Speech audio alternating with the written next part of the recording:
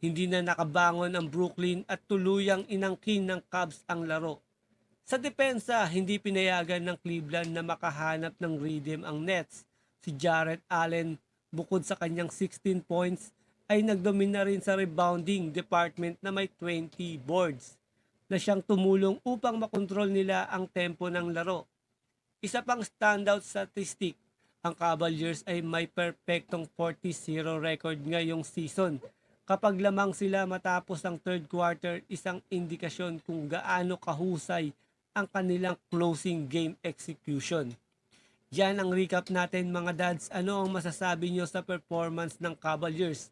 Malakas ba ang tsansa nilang mag-dominate sa playoffs? O may hamon pa sa kanila? I-comment nyo na yan sa comment section. Huwag nyo rin kalimutan i-like, i-share at mag-subscribe para sa iba pang basketball updates. Once again, this is Daddy U signing up. Kita kits mga dad sa susunod nating mga video.